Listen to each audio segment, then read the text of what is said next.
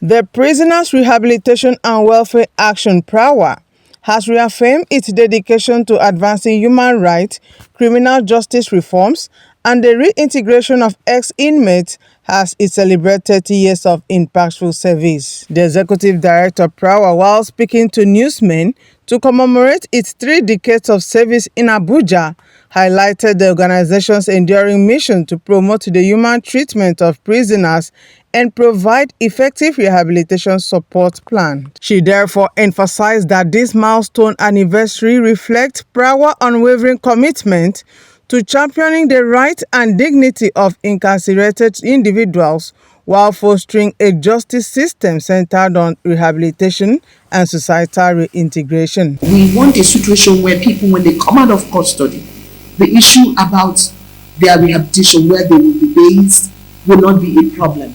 The issue about youth at risk, ensuring that even you don't need to go into custody, that there are some young people who requires a skill, require mentorship, require guidance needs to happen. And that's why part of what we are launching also during the award night is we are launching a fund for our youth rehabilitation vision, so that we are thinking about prevention, but also thinking about proper reintegration. So I think that's some of the ones.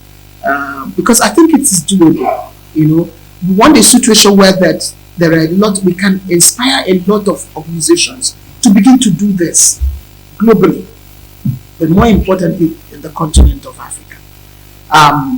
So there has been a lot of experience that PRAWA have gathered over the years. We want to be in a position to begin to build the capacities of others to be able to entrench in terms of practical intervention that makes a difference.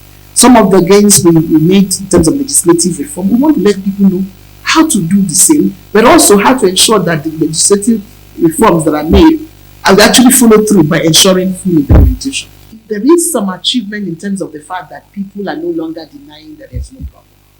And the truth is that when you know there is a problem, it's easy. It's half the problem done. The question is now, what do you then do to deal with it? But if you are saying it's all is well, then we are not going anywhere. I don't also think that the government have invested enough funds into this sector.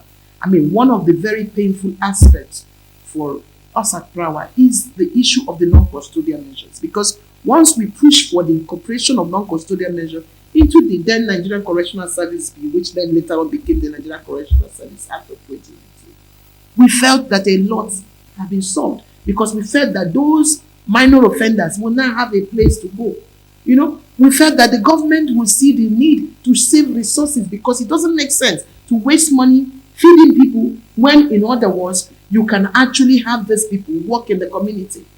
And there are a lot of advantages in terms of non-custodial measure, but it did beat me that how can you do this and yet no funding for that non-custodial activities? How can we do this without having adequate staffing of that sector?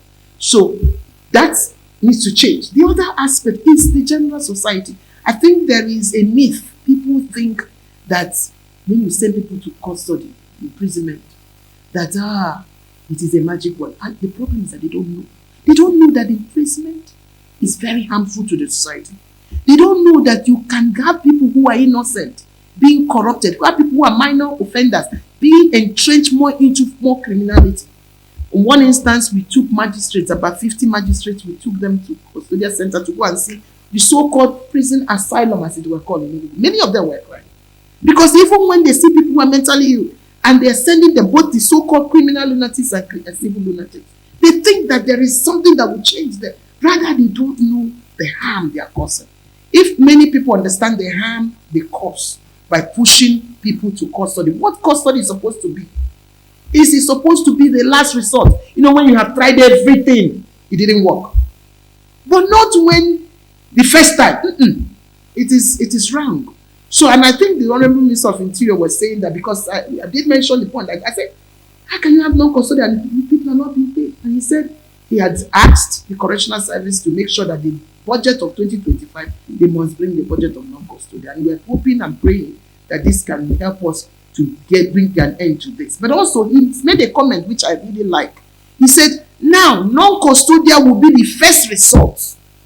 Non-custodial measures be the first resort. While imprisonment will be the last resort. And that makes sense because you don't want to waste the resources of the country. So I think there's a lot that needs to be done. But that thing that needs to be done is not just one direction. Part of what we have found that is what we are preaching, which is a whole of society's approach. You know, there is a place for government, and that government approach should be a whole of governmental approach. With the concurrent placement of the correctional service now in the concurrent legislative list, we feel that this is opportunity. The private sector needs to come in. The public sector, that is the government, need to come in. The voluntary sector needs to come in. And everybody, including the media, needs to come in. And I think once we're able to do that, we can have two things. Something that helps us prevent crime, but also something that helps us make people who have gotten into crime to change, not to be your friend again.